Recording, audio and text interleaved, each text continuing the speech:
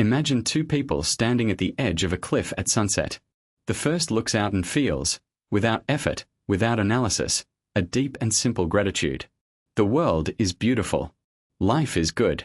The feeling comes naturally, like breathing.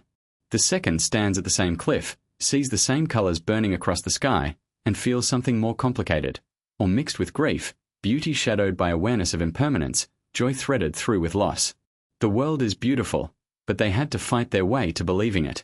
William James called these two people the once-born and the twice-born. And in his masterpiece, The Varieties of Religious Experience, he argued that this distinction reveals something fundamental about human psychology, perhaps the most fundamental division in all of human personality. James observed, with his characteristic precision and compassion, that some people seem to arrive in the world already in harmony with it. Their temperament is naturally sunny. They take goodness as the default.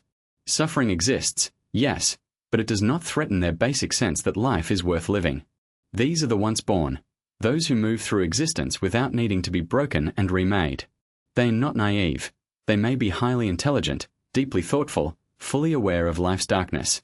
But at the core, there is a natural trust in the order of things.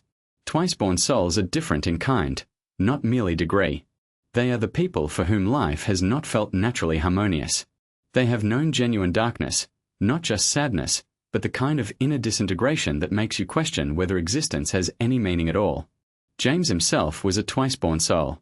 In his late 20s, he suffered what he called a crisis of depression so severe he feared he would lose his mind. He described encountering a terrifying inner vision, a kind of epileptic patient, a figure of utter desolation, and suddenly realizing that beneath his educated, privileged, comfortable life, there was no foundation. That person in the vision could be him. James did not recover from this crisis by having it explained away. He recovered through what he later called the will to believe, a defiant act of choosing to affirm life even without certainty. He had to be unmade and remade.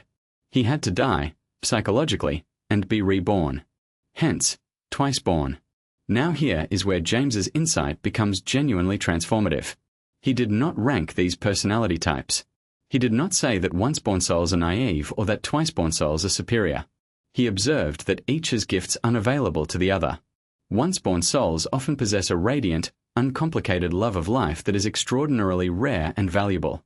Their joy does not have to be justified. It simply flows. This is not a small thing. The capacity to take pleasure in existence without philosophical agony is a genuine gift. But the twice-born, having passed through inner dissolution and emerged on the other side, carry something the once-born may never access, a hard-won wisdom, a tested compassion, a depth of understanding that can only come from having known the alternative. They know what it means to have the floor fall out from under them. They know what it costs to rebuild a reason for living. And because of this, they often become the healers, the artists, the teachers who can reach people in the darkest places, because they have been there.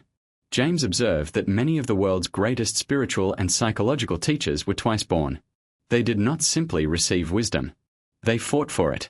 Their transformation was not metaphorical. It was real and costly and complete. There is also something important here for how we understand suffering. Contemporary culture has an ambivalent relationship with pain.